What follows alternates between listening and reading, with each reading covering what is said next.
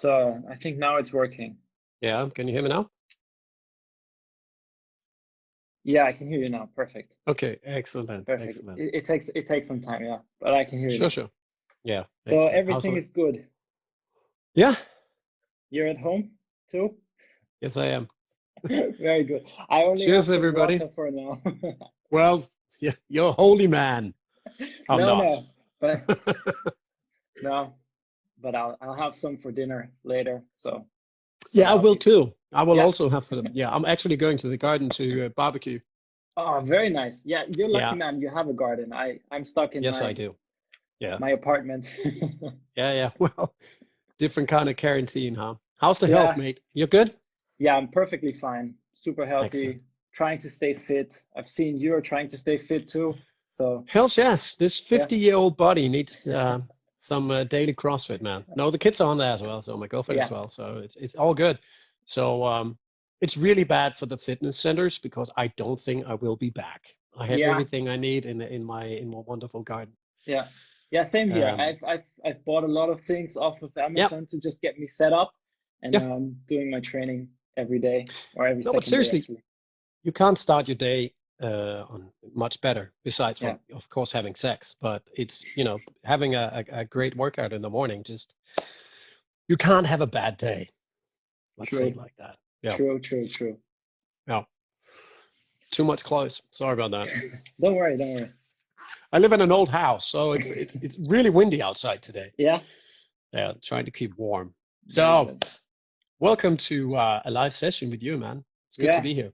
yeah. Thank you for being on this session. I just Of started course. off. I think this is my 14th session now in quarantine, and I'm happy to have you for this second week anniversary, so to say. Well, you're gonna be outside soon, mate. Yeah, I hope. And but I still want to continue this live Yep. streaming thing because it's rich. It's a good idea, mate.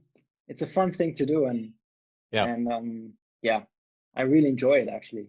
So Yeah. it's cool. No, you're doing well. It's I've been following, as you know. Yeah, My little name has been yeah. on there I've as well. seen Yeah. I've seen you a couple of times. Yeah. So I'm Excellent. very, very happy to have you here with me for this Brilliant, mate. edition. Um, Excellent. so let's start right off. I'd say let's talk a little bit about watches. Sure. Why not? Watches, eh? Shoot. Let me know. Let me So hear. so the first question I'd like to ask you is why watches? Why did you get into this field, or why is it something that excites you? Okay. National Geographic. That's what got me started. Um, my grandfather had a very large collection of National Geographic, and my own dad, Yeah. he also collected National Geographic. Yeah. And when I was younger, in the 70s, I noticed that during the mid 70s, that a lot of watch adverts would actually appear in the first pages of the magazines. And I realized that some of the watches that were featured in the adverts were also featured on the wrists of the daring young men in the editorials inside. So to me, a watch from Rolex and Omega and Seiko became part of the masculine uniform. You know, if you were a diver, a mountaineer, if you had a life in the desert or you were a sailor or something like that, that extreme life, you would wear a sports watch. So to me, a wristwatch of certain brands has always been connected to a very masculine lifestyle, which I found in National Geographic. The funny thing is, my girlfriend actually gave me, this is March 1970. That was when I was born, March 1970. She Nice. gave it to me when I turned 50. And today, I received my own first subscription Cool. with one of my favorite personal watches on the back, the Yeah, Bloodhound, actually, yeah, very nice. Very which is nice. actually a Milgauss, right? But with a funky dial. Yeah. No, so Very that cool. got me started. I am from the suburbs of Denmark, and where I was brought up, you had to be talented at three things, soccer, Yeah. street fighting, and some kind of petty crime, and I sucked at everything. So actually, I spent a lot of time with my dad's collection of National Geographic. So I really dove into that, and my first perception of time was when I started really going through the collection. I was about 6 years old. I couldn't read, but it took me about 15 minutes to go through a National Geographic.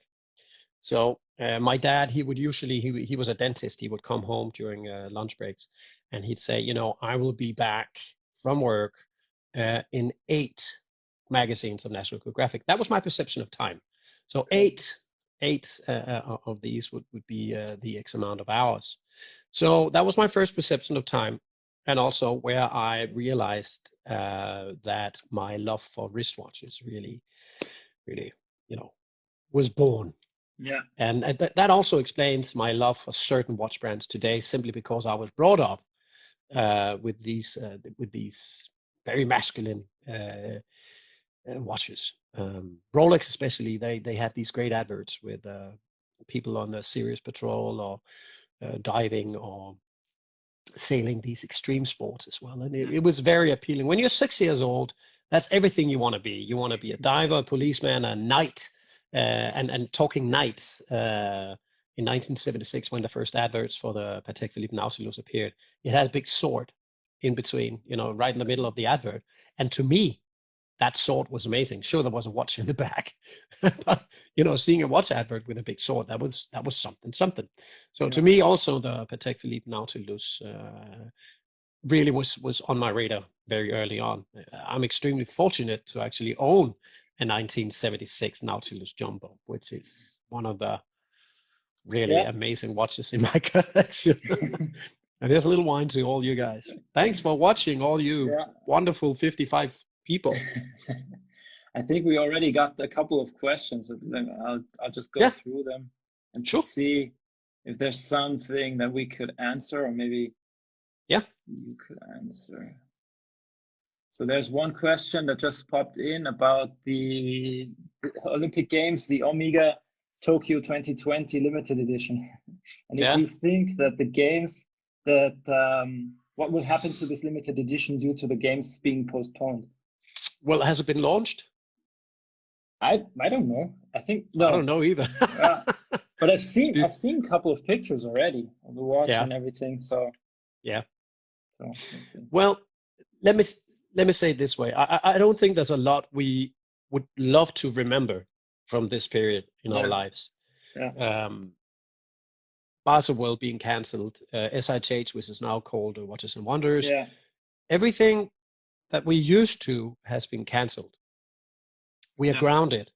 And I'm old enough to remember several crises, not least the most recent financial crisis.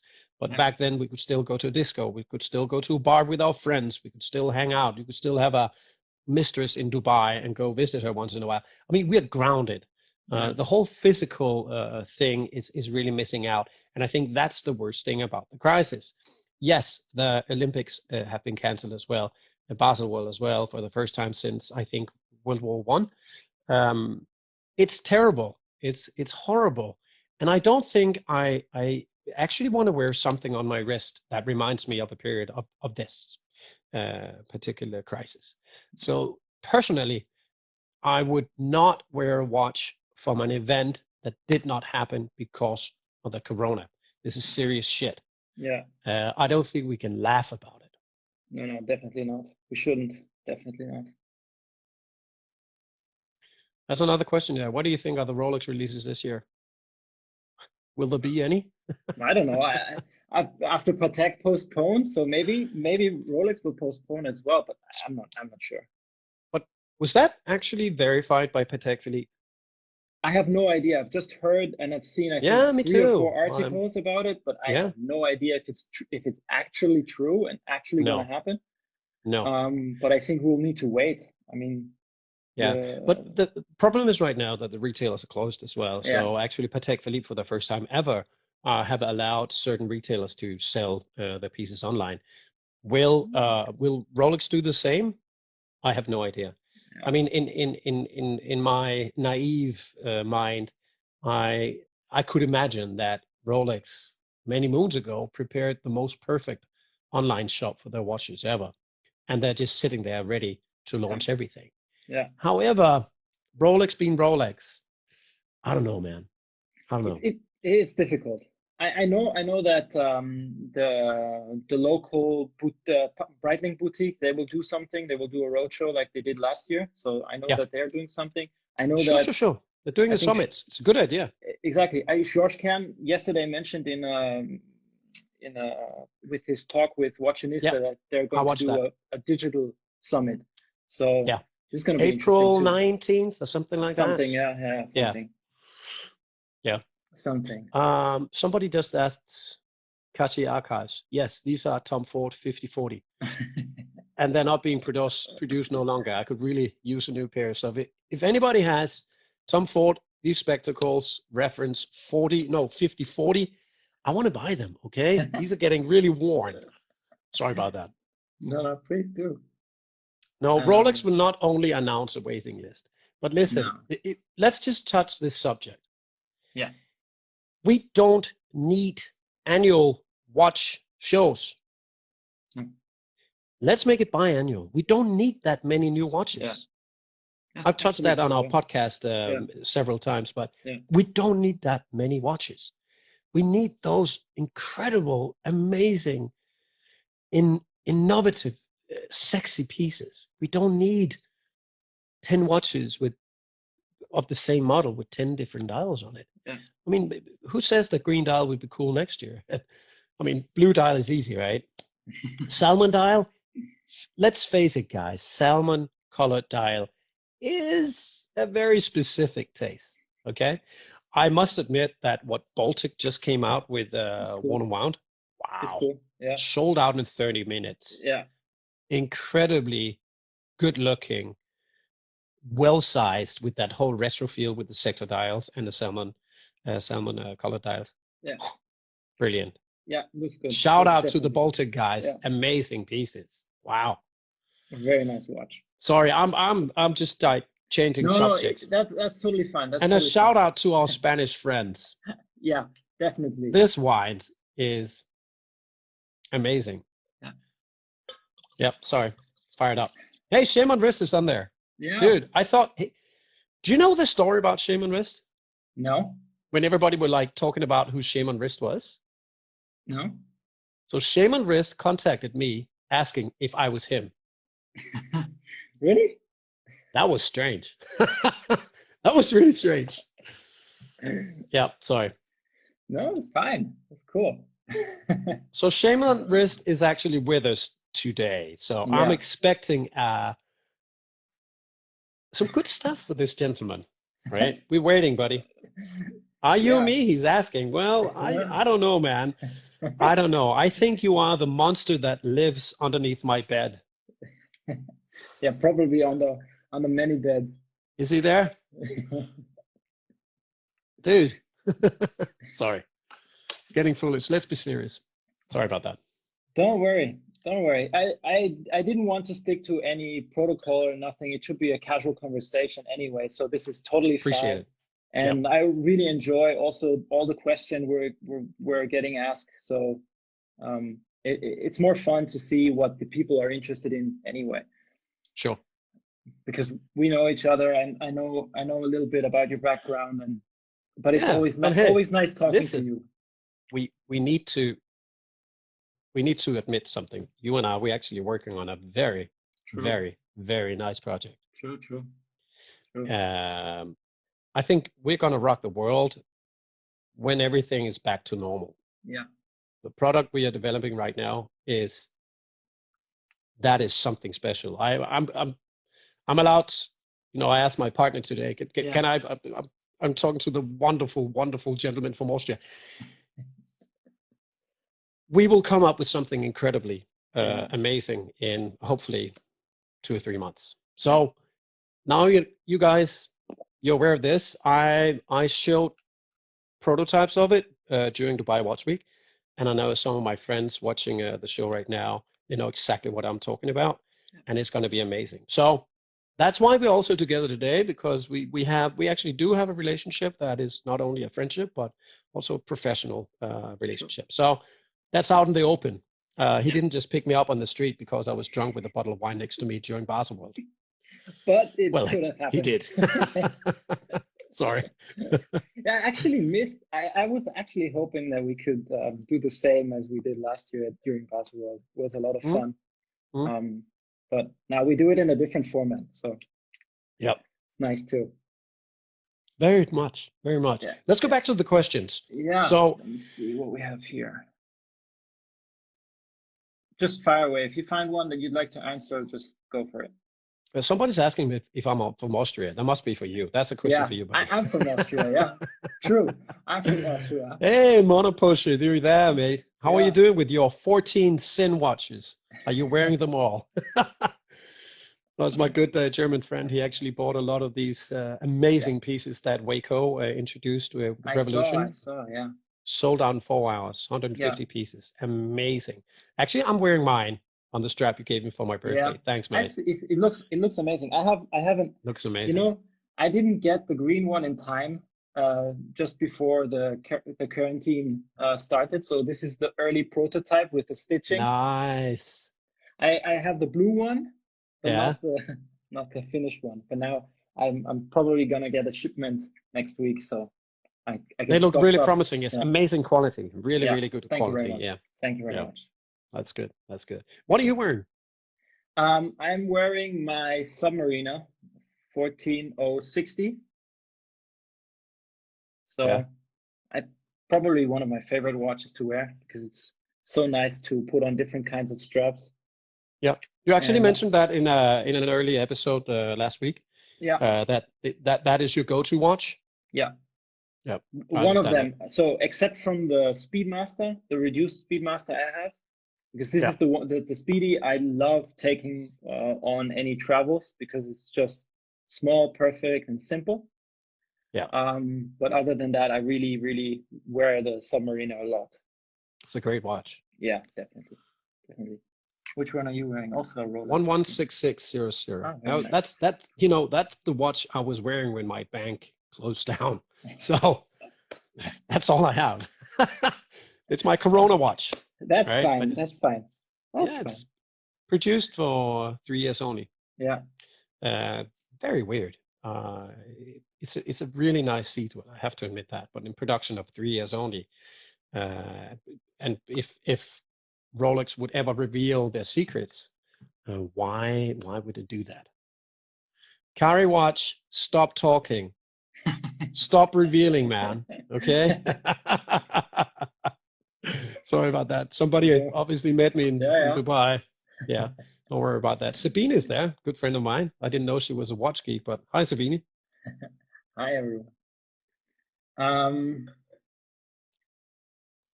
So what else? There, I see some questions, some specific ones. So there's one guy that is asking, Kristian, what do you think will happen to the Rolex prices bubble during the crisis? Was that bubble? I didn't know that. Listen, Rolex is going to be back in production in just after Easter, maybe on Monday already. I don't know. But listen, give them a chance to get back on track. Let's consider their watches as. Let me tell you a little story. I was in Singapore with Patek Philippe for the exhibition there, and I was talking to Terry Stern, and we were talking about. I asked him, did you give your kids? He has 2 sons. Did you ever get your kids a smartwatch? He said, yeah, I gave them an Apple Watch, but they got a little bored. And he said, and instead, actually, I gave my 16-year-old son, I gave him a Rolex. And then he says, because Rolex is the best watch in the world.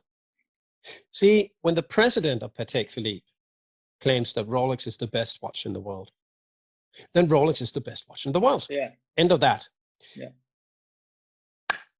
I know the waiting lists are crazy, but the longer the waiting lists get, the more coveted certain models actually also become.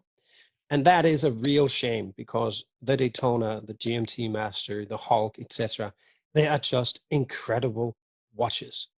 I mean, even our good friend Shimon Rist, he could tell me, "No, Kristian, you're a fuckhead, and you don't know anything about watches." I think even he would consider go like, "Yeah, you're probably right. It is actually the best watch brand in the world."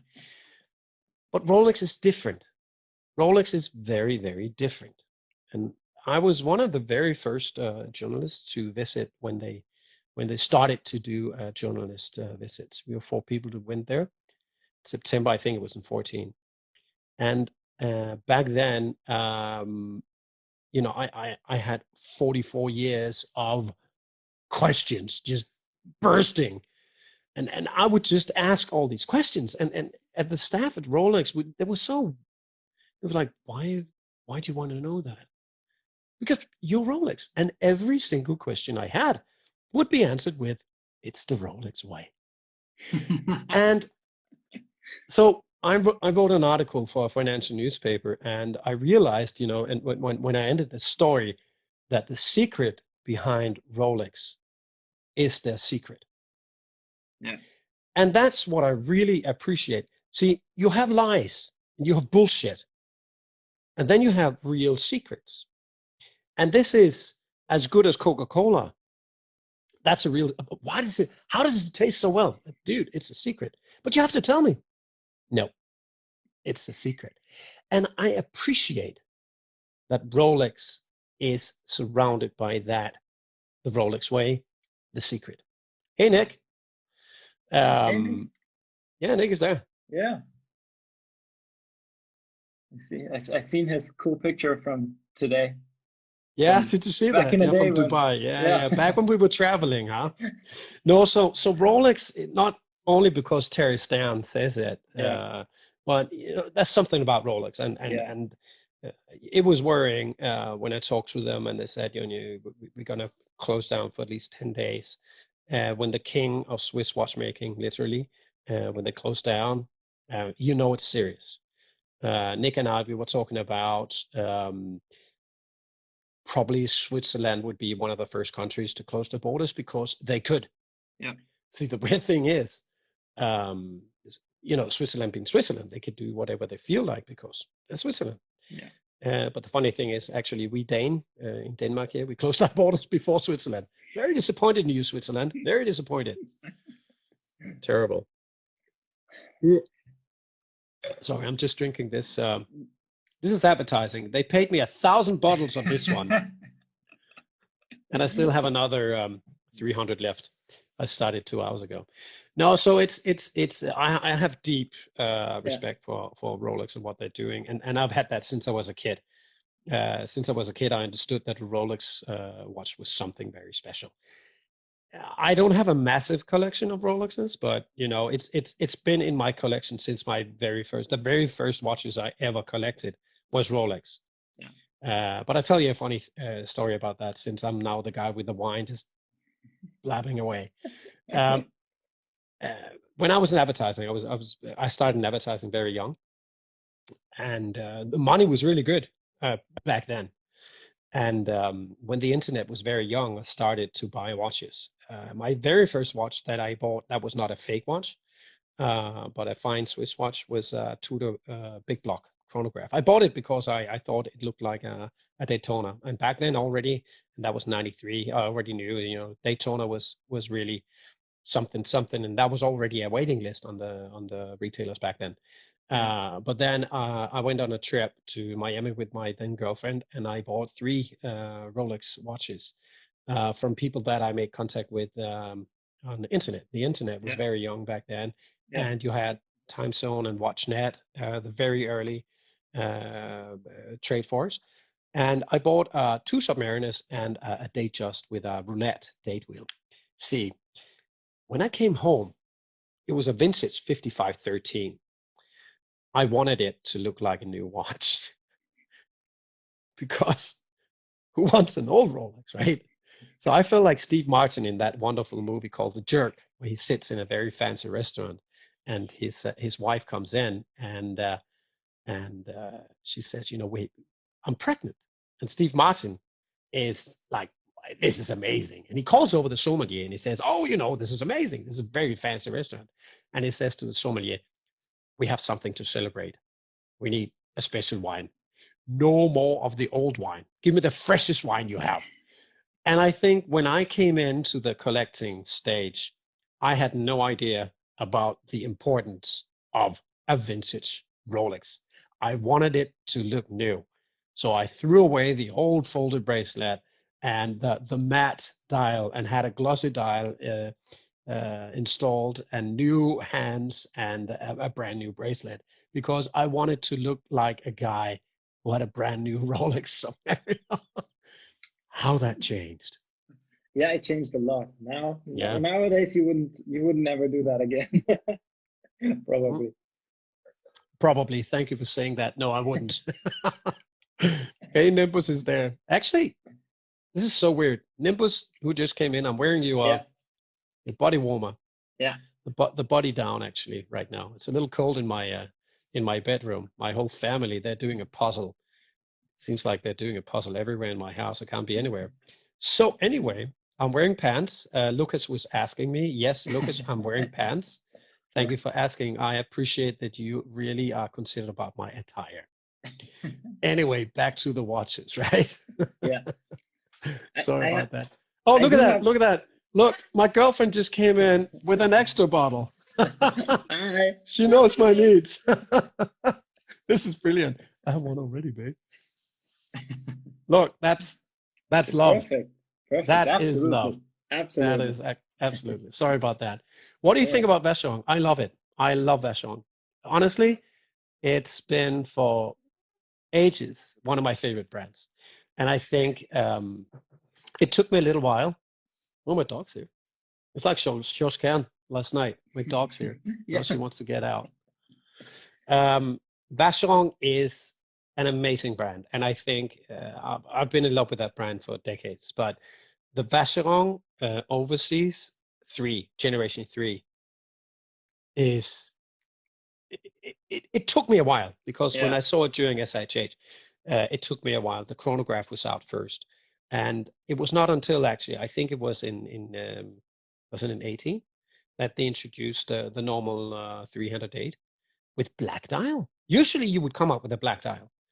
But that came out a little late with Vacheron. When I tried it on, I was visiting the manufacturer, and I was wearing it on the rubber strap, and I was like, this. I mean, I have the Patek Philippe Aquanaut, and I wear it on the. There you go. I'm getting some too. Excellent. Thank you. I don't like drinking alone. Actually, I do, but don't tell any of the viewers right now that I do. No, so I did some pictures of the Overseas, the jewel time. Cheers, mate. Good to be in your room. Yeah. Same. No, I did some pictures actually in the Dubai desert some years ago. Yeah. With a good friend of mine, Alex Rosenbeck, who actually he's the guy who started Daily Watch. Yeah. Daily Watch is the biggest watch-related account on Instagram with 2.5 million followers. I mean, he started in 2012, and now it's 2.5 million. But he was wearing it, and I was shooting pictures of his wrist of the Overseas jewel time, and I totally fell in love. And then the year after, they introduced the 300 date automatic with a black dial, and the Aquanaut I own from Patek Philippe, of course, is a absolutely amazing watch. Perfect size, legibility is fantastic. It's so comfortable on the wrist, you can't imagine. It's one of the most comfortable watches to wear. But the Vacheron Overseas, that is a serious competitor to this watch. Of course, it's slightly bigger. It's 41 millimeters, but still, it's amazing. It's absolutely amazing. But you have to imagine that you get in-house movement and you get bracelet and 2 straps at probably the same price as a Patek Philippe Aquanaut right now, if you can get it. Yeah. But I heard actually also right now, I know it's Corona crisis and stuff like that, but the Overseas is not easy to get. Certain retailers even have a waiting list for that. Really? And it just proves they did something right. Yeah. But you also have to imagine, and I have it like with BMWs, it takes me about a year or two to get used to the new BMWs. And I go like, why did you change it? The current one is better looking. And then you get into that and you go like, wow, that's a really cool car. And then a new one comes in. So to me, it was, I guess, I really like the overseas collection too. I had that wonderful chronograph of brushed steel and titanium bezel. That's a cool watch. Also with rubber strap and a gray crocodile strap. Actually, I have to ask you. Yeah. Did you produce the strap? No. Are you sure? Okay, well. Not 100%, but we are revealing secrets today. Yeah. But still, I think Vacheron is doing really well. So the gentleman who asked is yes, I love Vacheron. What do you think about Vacheron Gloves? I like it. I love the overseas. I especially like the blue dial. I think it's one of the best blue dials I've seen so far on like steel sports styled watches in particular, from the ones that we have seen this year and last year especially. I'm actually really looking into getting one. Oh yeah. Yeah, but the current overseas, or the current Vacheron I was looking at is a dual time from I think a couple of years ago. I like it. It looks nice, and I'm really eager to see what I can get out of the watch in terms of putting on different kinds of straps.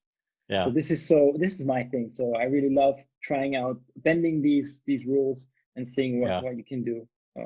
I think the Corey Richards version they did with the textile strap was outrageously amazing. They did one piece only and it was sold on auction. And I think actually Corey Richards, he was actually he is a National Geographic photographer. And Vacheron, they did a very special piece for him, and he wore it for a while.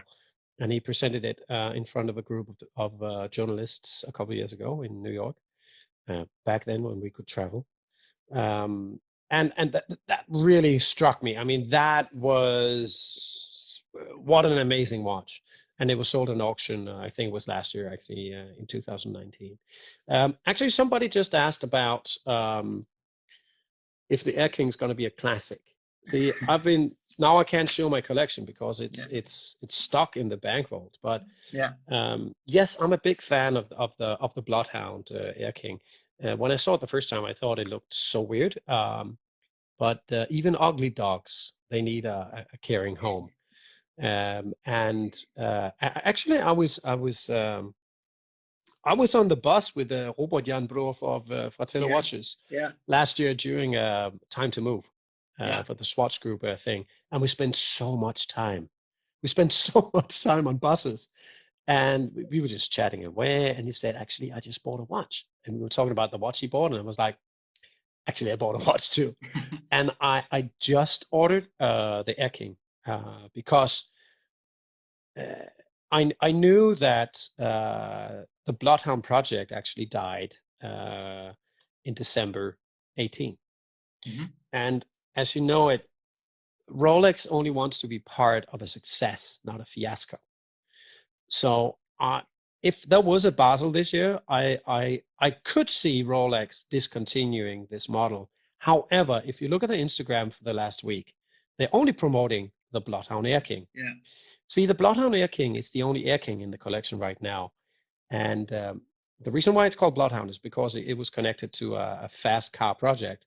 And two of the instruments in the instrument board cockpit of the car were actually designed by Rolex. And because they claimed that if the digital instruments were not working, they still had mechanical ones.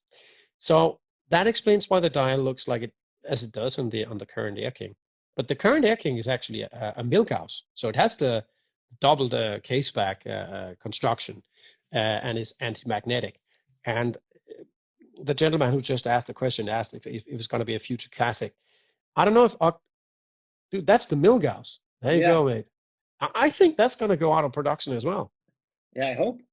No, but seriously, if you consider it, Rolex are doing anti-magnetic movements as soon as they start changing the movements, the calibers in the Submariners into 30, expanding the 32 calibers.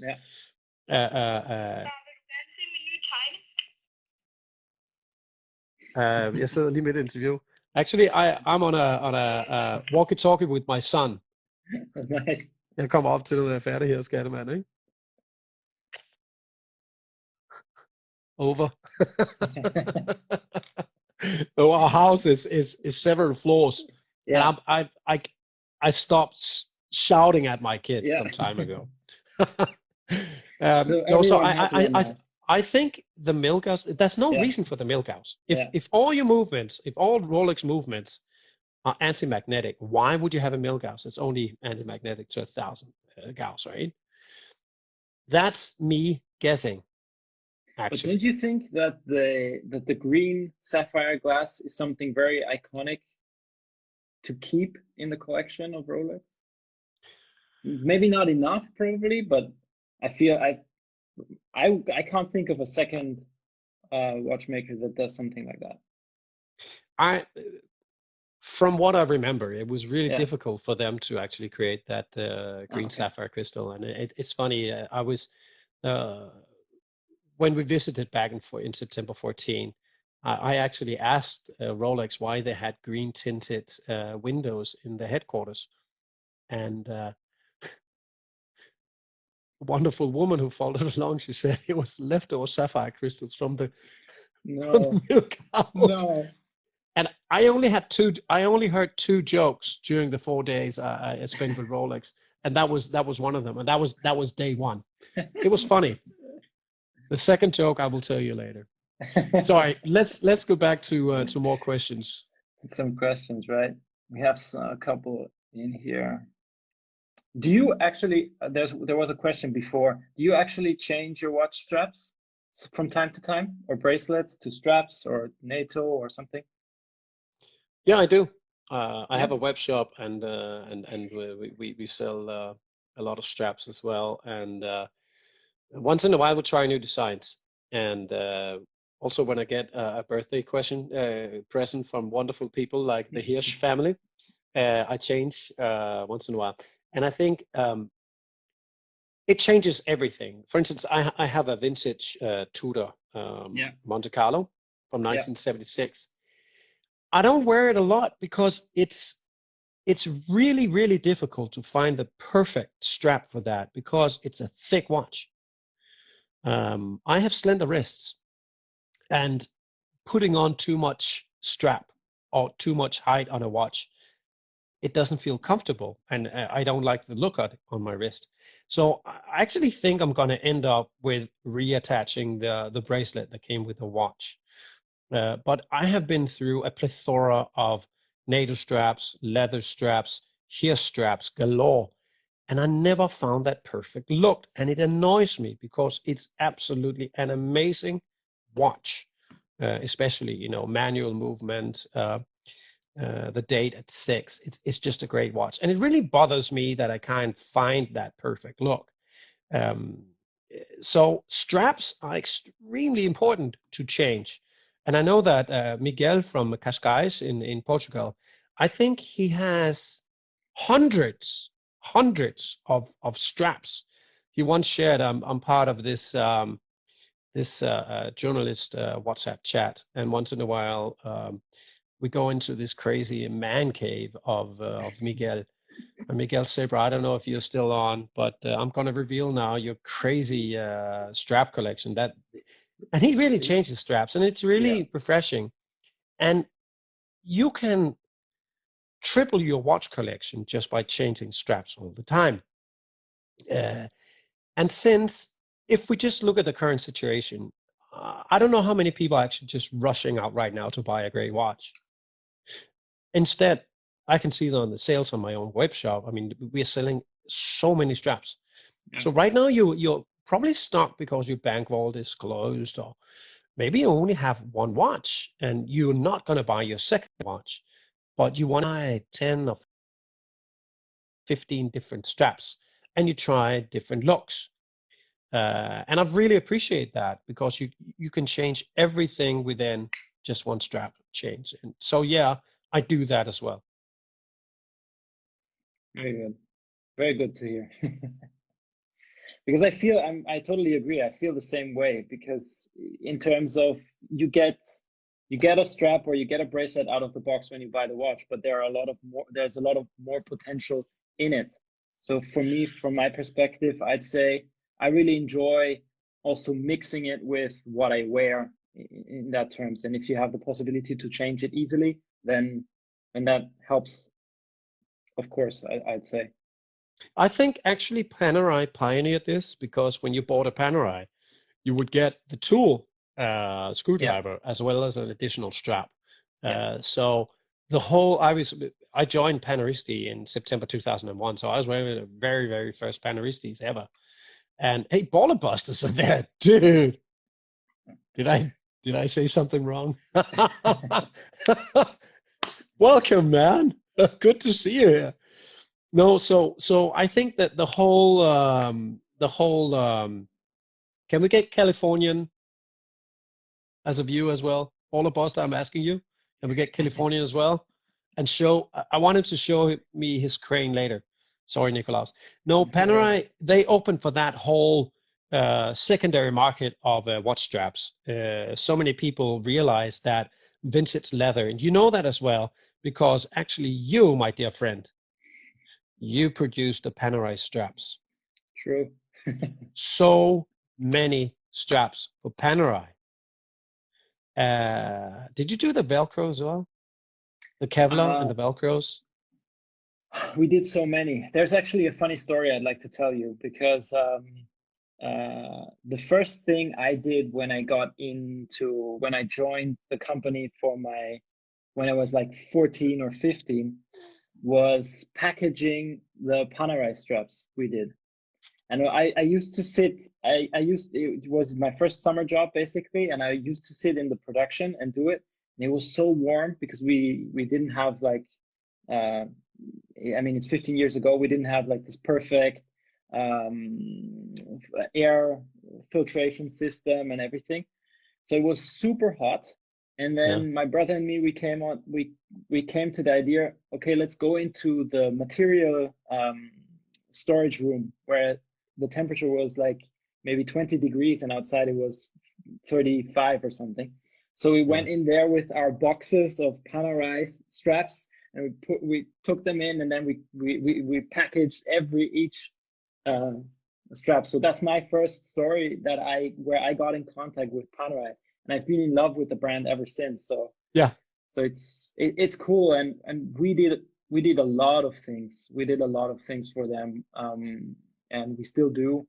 Yeah, and it's really a pleasure to be working with them because it's so amazing what they have been creating. Basically, also this whole community around the Panaristi is so amazing, and I do feel that they've stayed true to their shape actually, and I really love that about the brand. Panerai was a game changer. There's no doubt about that. They introduced the oversized watches, and a very good friend of mine, Davide Serrato, who's now actually producing the wonderful watches of Montblanc, and before that, he actually introduced the whole heritage department of Tudor. He's amazing. I have to say that he started his job in the watch world with Panerai, and when you ask Davide about his time with Panerai, he just beams. It was so amazing. It was incredibly fantastic to do that. Sorry, Nicolas, I just have to answer this question. Somebody just asked me about the Tudor P01. I absolutely love it.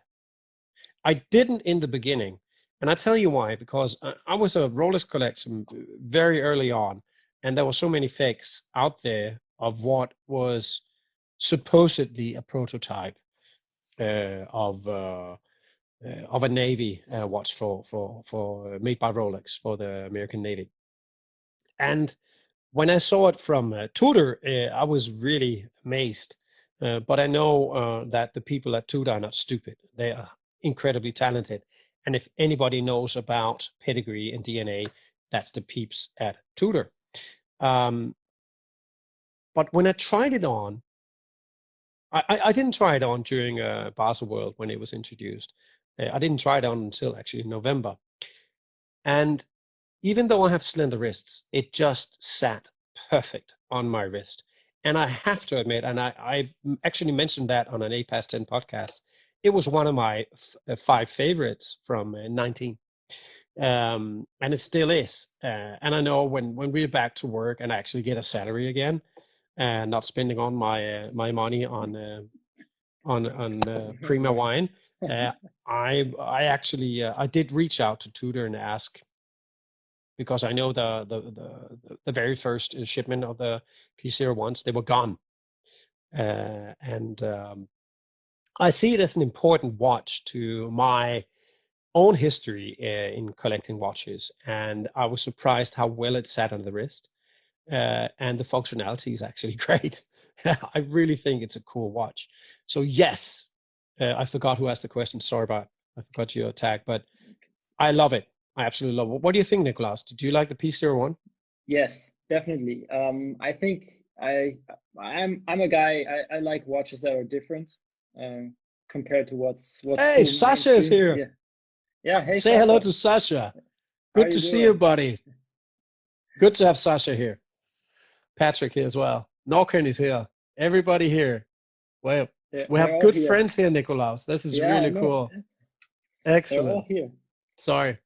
Don't worry. So I really like watches that are different. At first, I'd also say the P01 wasn't the key piece I took away from Battle World 2019, but after seeing it a couple of more times, I really feel that it's a very nice watch.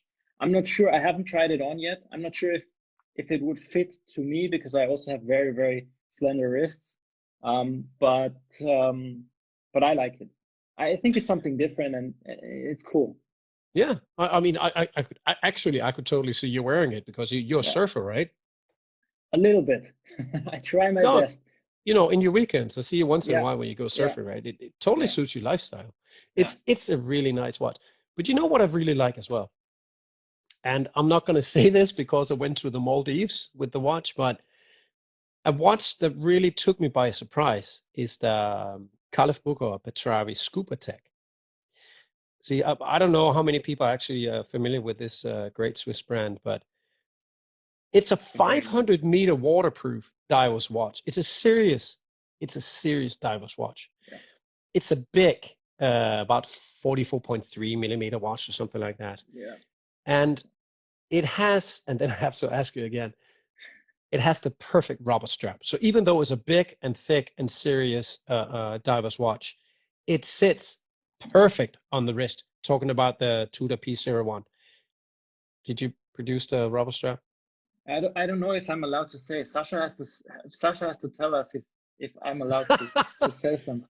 But if you did, I congratulate you. That is a very difficult watch to make the perfect fit on your wrist.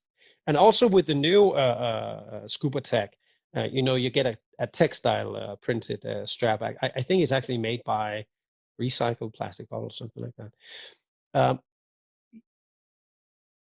You and I, we have slender wrist. It's not every watch that sits well on us. Yeah. And one of the reasons why I also really enjoy this one is because you get the micro adjustment, and I can make it fit perfectly. Yeah. And when I tried on the Scuba Tech from Khalif Bukor, I was amazed how well it fit.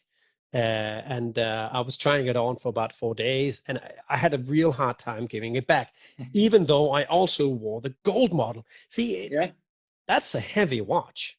That's a lot of watch to wear.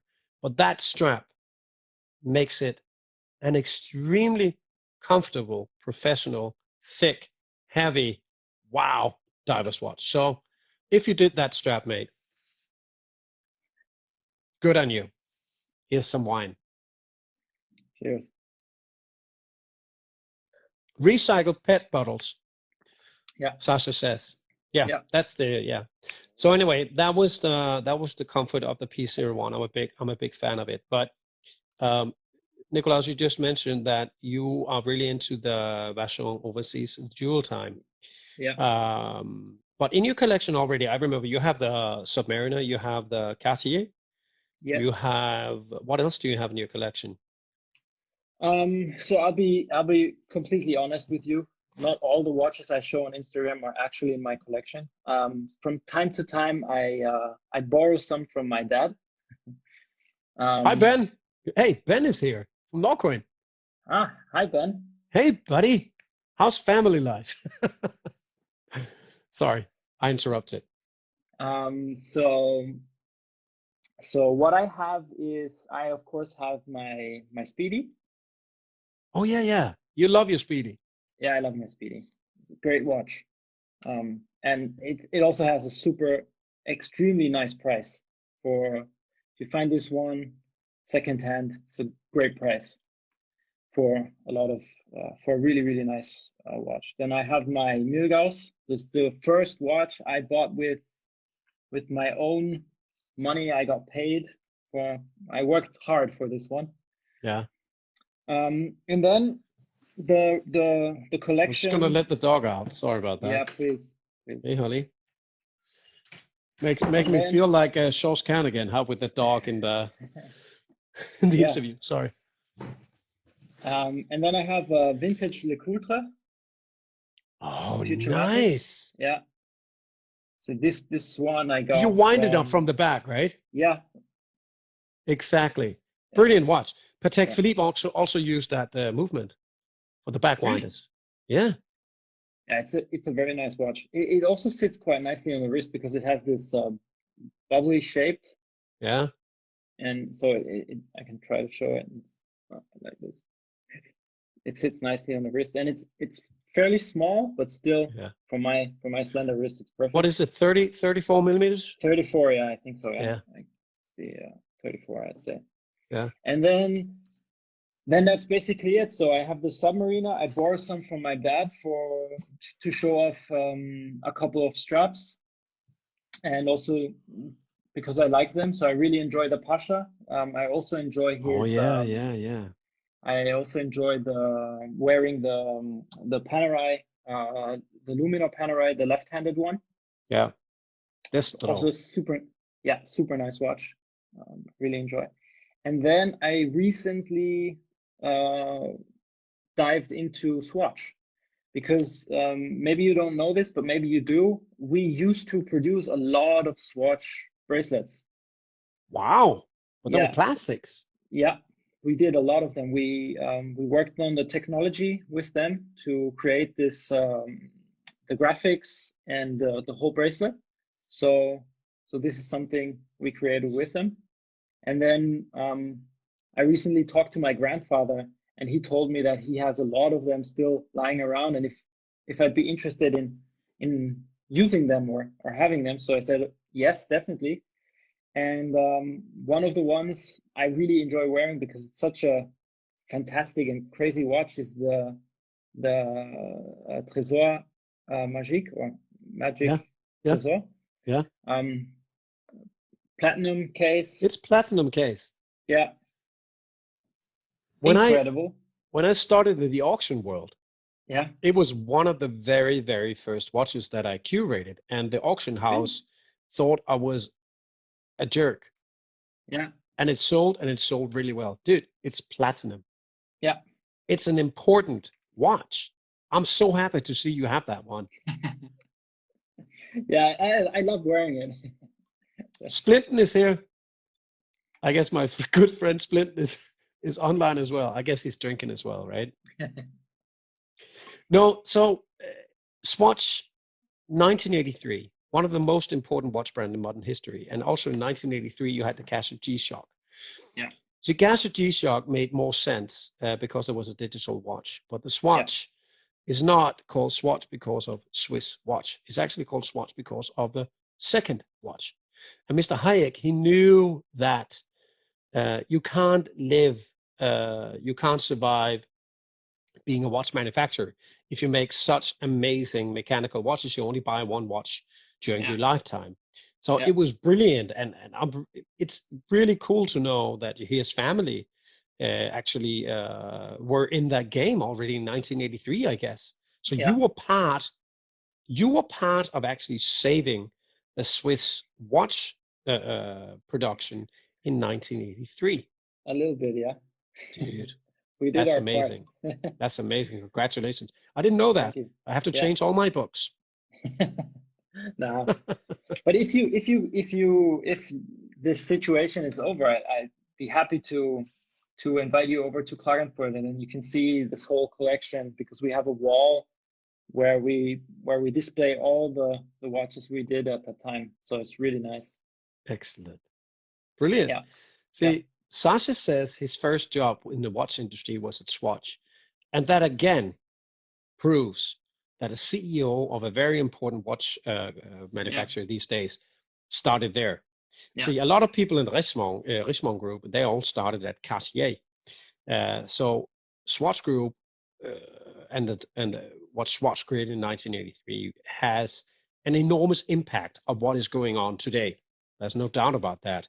And it's good to see that everybody has that mutual respect for what Swatch and Hayek Senior did. It was really amazing. Yeah. Oh, Jessica is here. Hey, Jessica. Yeah, I was just mentioning, actually, I didn't mention your name, but I mentioned what a wonderful time I had in Singapore in last year. No, so my good friend Martin Geisler and Ike Meising said they were big Swatch collectors. And my good friend Ike, he actually he would be waiting outside the department stores, because he knew every time they had new collection coming in, he would buy everything, and he would drive in his little VV Golf to Italy and sell everything and made triple his money. It was that crazy. Yeah. We don't have the same crazy thing about Swatch these days, but it's still a very important watch brand. One of the watch brands that actually took over is Daniel Wellington. They're doing 6 million watches a year. And I think in these very modern times, I think Daniel Wellington is one of the most important watch brands that we have, because they're actually catering to a generation that we thought would never wear a wristwatch again. If anything, they wear smartwatch. So I have the utmost respect for Daniel Wellington, because with a very simple, very traditional watch look, like what the Swiss invented, a two-hander, a three-hander with a date, they just invented that, reinvented that, and put a NATO strap on it. And the NATO strap was not even a novel thing when Daniel Wellington introduced the watches. But they hit something. They took a zeitgeist that I admire so much. So I tend to see Daniel Wellington as this time's Swatch. I actually have one in my collection too. Yeah, I See, think now you're revealing your secrets. Yeah, because I like that. I used to so what we had to do or what I was doing, I was traveling to different kinds of cities, and I used to work with our salespeople in every country. So I spent 4 weeks in Scandinavia, where I did a couple of weeks in Finland, a couple of weeks in Sweden. And at my time in Sweden, we have an amazing guy who's now 89 years old, still working for us. And he's this super cool guy. And during my time there, I told him, I really like this watch. Do you